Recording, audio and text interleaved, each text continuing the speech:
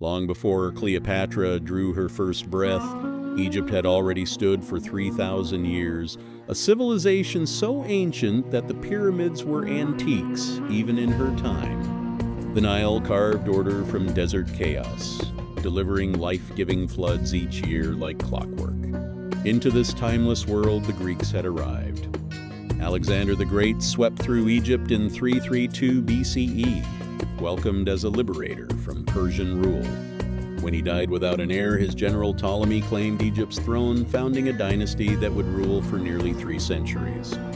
These Greek pharaohs built Alexandria into the greatest city on earth, metropolis of marble, learning, and commerce, sitting at the crossroads of the ancient world. By the time Cleopatra was born in 69 BCE, this dynasty was aging, its power fraying under the relentless pressure of an expanding Roman Empire, hungry for Egypt's vast wealth. In 69 BCE, within the magnificent royal palace of Alexandria, Cleopatra VII Philopator entered a world of extraordinary privilege and extraordinary danger. She was born into the Ptolemaic dynasty, a family that had produced pharaohs for nearly 250 years, yet also a family notorious for murderous rivalries. Brothers poisoned brothers. Sisters conspired against sisters. The palace was a gilded cage where survival required cunning above all else. From her earliest years, Cleopatra absorbed languages the way other children learn to walk. Greek was the language of her court, but she also mastered Egyptian, the native tongue no Ptolemaic ruler before her had bothered to learn. Then came Ethiopian, Hebrew, Aramaic, Parthian, and Latin, 9 languages in all, according to ancient sources. This was not vanity, this was strategy. A queen who could speak directly to her people and to every ambassador, merchant, and rival possessed a power that no army could replicate. By the time Cleopatra came of age, Egypt stood on the edge of an abyss. Her father, Ptolemy XII, nicknamed Auletes, the flute player, had been forced to pay enormous bribes to Rome just to keep his throne recognized. He'd borrowed staggering sums from Roman bankers, and Egypt's debts mounted dangerously. When Auletes was briefly driven from power by his own people, he fled to Rome and paid even more to return. The shame of this humiliation echoed through the palace. Rome now held Egypt's fate in its hands.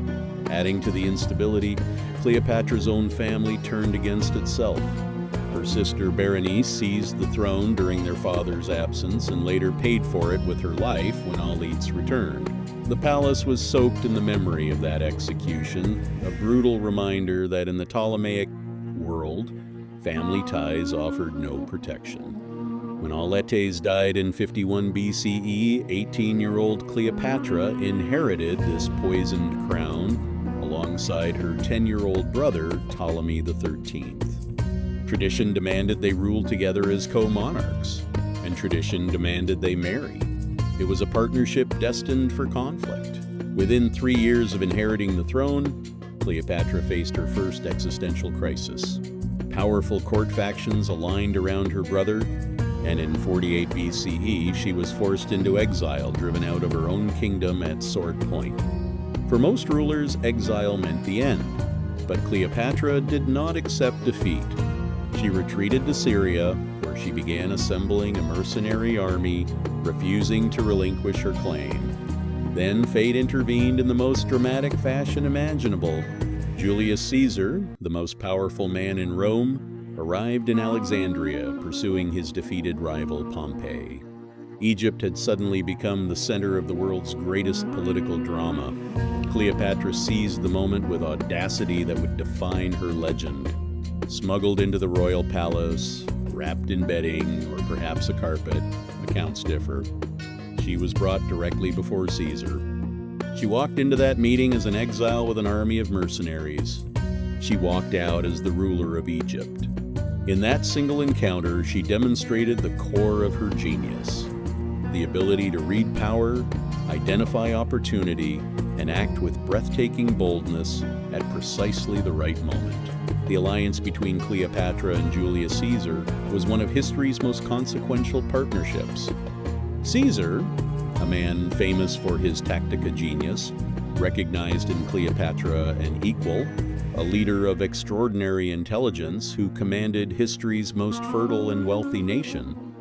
He helped her defeat her brother's forces in the Alexandrian War, a brutal urban conflict that raged through Alexandria's narrow streets and nearly cost Caesar his life. When the fighting ended, Cleopatra stood victorious.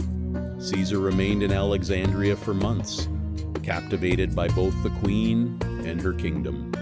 Ancient sources describe elaborate banquets, tours of the great library of Alexandria, and long discussions about philosophy, astronomy, and governance. Their bond became deeply personal. Cleopatra bore a son she named Caesarion, meaning Little Caesar. For Cleopatra, this child was more than love's result. He was a political instrument of extraordinary potential, the son of Rome's most powerful man and Egypt's ruling queen, embodying the union of two civilizations. It was the most audacious strategic move of her reign, and perhaps the seed of her ultimate tragedy. In 44 BCE, on the Ides of March, Julius Caesar was assassinated in the Roman Senate, stabbed 23 times by a group of senators who feared his growing power. The news reached Alexandria like a thunderclap. In an instant, Cleopatra's most powerful protector was gone. The political architecture she had so carefully constructed began to crumble. She was in Rome at the time of the assassination, an uncomfortable guest who had been viewed with suspicion by Roman traditionalists. Now she was exposed and vulnerable. She returned to Alexandria, where more catastrophe awaited. Her brother and co-ruler died under mysterious circumstances, possibly eliminated by Cleopatra to secure sole power, and she elevated her younger brother, Ptolemy XIV, as co-ruler in his place. Then she focused on survival. The Roman world erupted into vicious civil war between Caesar's supporters and his killers. Cleopatra watched carefully from Egypt, weighing her options with the cold calculation of a chess player studying a board of human pieces. She knew that whoever emerged victorious from Rome's chaos would come knocking on Egypt's door. She had to be ready. Among the contenders who emerged from Rome's civil war, Mark Antony stood tallest in the east. A brilliant military commander and charismatic leader, he controlled Rome's eastern territories and needed Egypt's wealth for his campaigns. In 41 BCE, he summoned Cleopatra to the city of Tarsus in modern Turkey, expecting the deference due a Roman commander. What he received instead was a masterclass in political theater. Cleopatra arrived on a gilded barge with purple sails perfumed by incense, oarsmen pulling the silver oars while musicians played. She reclined beneath a golden canopy, dressed as Aphrodite, surrounded by attendants costumed as sea nymphs and cupids. The entire city abandoned the docks to crowd the waterfront. Antony, sitting on his tribunal expecting to receive her, found himself virtually alone. The crowd had rushed to the river to see the Egyptian queen. Cleopatra understood something profound. Spectacle is power. The message she sent was unmistakable. She was not a supplicant, she was a sovereign equal. And Antony reportedly was transfixed. The partnership that formed between Cleopatra and Mark Antony in Tarsus would reshape the ancient world for a decade. Like her alliance with Caesar, this was simultaneously political and personal, but with Antony, it burned more intensely and ultimately more destructively. They spent the winter together in Alexandria, and ancient accounts describe months of elaborate entertainments, philosophical discussions, and what Antony's companions called the inimitable life: extravagant banquets, practical jokes, and contests of wit. But beneath the festivities, serious work was underway. Cleopatra secured Egypt's eastern borders. Antony used Egyptian resources to fund military campaigns. Together, they created a vision of an Eastern empire that could stand as an equal power to Rome itself. She bore him twins, Alexander Helios and Cleopatra Selene, and later a third child, Ptolemy Philadelphus. These children, carrying both Roman and Ptolemaic blood, embodied the dream of a unified Mediterranean world. Antony formally acknowledged paternity, which under Roman law was extraordinarily significant. In Alexandria, the future briefly seemed to glitter with possibility. While Cleopatra and Antony built their Eastern Empire, a coldly calculating enemy gathered strength in Rome. Octavian, Caesar's adopted son and heir, watched their rise with alarm and fury. Where Antony was emotional and impulsive, Octavian was patient and ruthless. He understood that beating Cleopatra militarily was only half the battle. The other half was destroying her reputation. Octavian unleashed a propaganda campaign of breathtaking sophistication. In Rome's public spaces and private circles, stories spread. Cleopatra was a sorceress who had bewitched the great Antony. She was a foreign temptress, leading a Roman general away from his Roman wife and Roman values. She was dangerous, exotic, a corrupting influence on everything Rome represented. Roman poets wrote verses portraying her as a drunken queen leading Antony toward doom. These narratives were largely fiction, but they were devastatingly effective. They planted a portrait of Cleopatra that would echo through 2,000 years of history, making it difficult even today to see past them to the real woman underneath. The philosopher queen, the linguist, the capable administrator who for 20 years kept one of the world's richest nations stable. In 34 BCE, Antony made a decision that handed Octavian the propaganda weapon he needed most. In a ceremony in Alexandria, he declared Cleopatra Queen of Kings and Queen of Egypt, and distributed vast eastern territories among her children. Caesarion was declared the true son of Julius Caesar, a direct challenge to Octavian's legitimacy as Caesar's heir. Alexander Helios received Armenia and Media. Cleopatra Selene received Cyrenaica and Crete. This ceremony, the Theanations of Alexandria, was explosive. In Rome, Octavian stood before the Senate and denounced Antony with practiced fury. Antony, he claimed, had surrendered to foreign enchantment and given away Roman conquests to a foreign queen. He then took the unprecedented step of reading aloud what he claimed was Antony's will, stored in a sacred Roman vault, showing that Antony wished to be buried in Alexandria beside Cleopatra rather than in Rome. Whether the W-vil was genuine or forged, the damage was lethal. The Roman Senate declared war, not against Antony, as that would be civil war, but against Cleopatra, Queen of Egypt. The war between Octavian and the alliance of Antony and Cleopatra reached its decisive moment on September 2nd, 31 BCE, off the promontory of Actium on the western coast of Greece.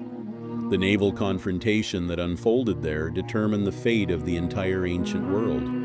Cleopatra's fleet of 200 Egyptian ships fought alongside Antony's forces, but the battle had been compromised before it began. Disease had ravaged Antony's troops. Defections had weakened their resolve. Octavian's admiral Agrippa had already outmaneuvered them in preliminary skirmishes. When Cleopatra's squadron broke away from the battle, whether in panic or as a pre-planned tactical withdrawal, historians still debate Antony abandoned the fight to follow her. It was a catastrophic decision. The rest of their fleet was defeated or surrendered. Their land forces followed. Everything they had built together collapsed in a single afternoon. They retreated to Egypt with the remnants of their power, knowing Octavian would not be far behind. The dream of an Eastern Empire was over. Back in Alexandria, Cleopatra prepared for the end, but she prepared like a queen. She gathered the treasures of Egypt into her massive tomb and threatened to burn them rather than let Octavian parade them in a Roman triumph. She explored every diplomatic avenue, even sending secret messages to Octavian exploring terms. But Octavian wanted only one thing: Cleopatra herself, alive, to march in chains through Rome. As Octavian's forces entered Alexandria in August of 30 BCE, Antony received a false report that Cleopatra was already dead. In despair, he fell upon his own sword. He did not die immediately, and was carried to Cleopatra's mausoleum, where they shared a final farewell as he died in her arms. Cleopatra was captured. She met with Octavian and understood immediately what her fate would be, not death, but humiliation without end. According to ancient sources, she asked only to be buried with Antony. That request was denied. Then, on August 12th, 30 BCE, Cleopatra VII died. She was 39 years old. The method was almost certainly poison, and the asp story, whether literally true or not, carries a symbolic truth. The last pharaoh died as she had lived on her own terms.